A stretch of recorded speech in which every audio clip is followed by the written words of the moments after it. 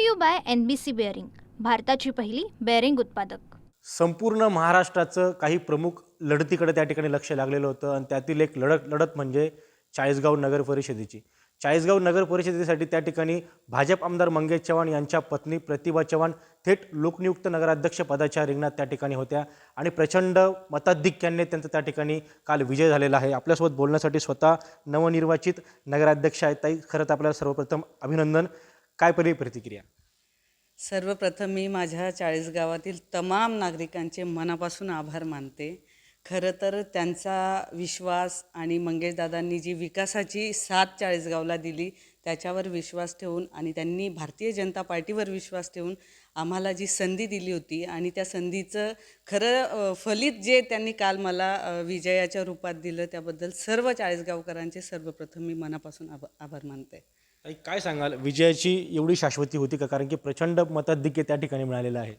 नक्कीच होती, कारण आम्ही तळागाळातल्या प्रत्येक माणसापर्यंत पोचलो होतो आणि चाळीसगावची जनता ही सुज्ञ आहे, विकासासोबत आहे, मंगेशदादांसोबत आहे, भारतीय जनता पार्टीसोबत आहे, म्हणून ही शाश्वती होती विकासाची। खरं तर आता कुठेतरी घरातच आपल्याला निधी मागावा लागणार आहे।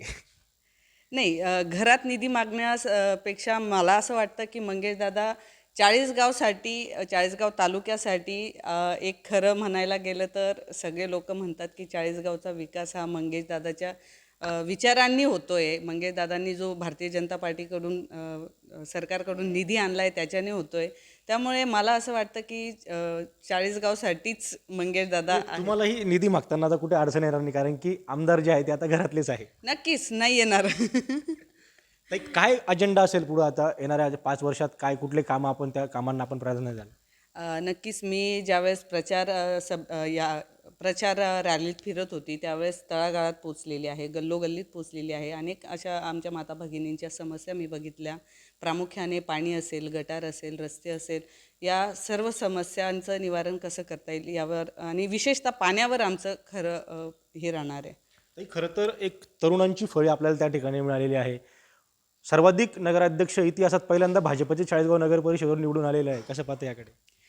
नक्कीच तरुण पिढी राजकारणात ह्यावेळेस संपूर्णपणे सक्रिय दिसली आणि ही चाळीसगावकरांसाठी खरंच अभिमानाची गोष्ट आहे, कारण तरुणांमध्ये एक निर्णय क्षमता असते विचार बदलवण्याची आणि ती चाळीसगावात कुठेतरी दिसली आणि तरुण हा इतिहास घडवू शकतो आणि भविष्य भारताचं असेल, चाळीसगावचं असेल, हे आपण तरुण पिढीकडे बघत असतो। त्यामुळे त्यांची खूप मला मोलाची साथ राहिली। आमच्या शहर मंडळाचे सगळे युवा पदाधिकारी असतील, सगळे युवा मोर्चाचे पदाधिकारी असतील, ग्रामीणचेही युवा मोर्चाचे पदाधिकारी, सगळ्यांनी मला भरभरून असं प्रतिसाद आणि साथ दिली।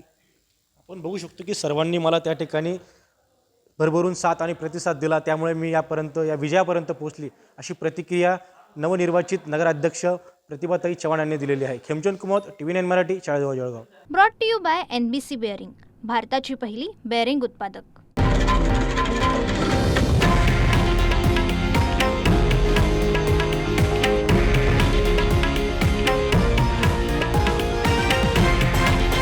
हे आहे देशातील नंबर 1 न्यूज नेटवर्क आणि आपण पाहत आहात TV9 मराठी, एकमेव।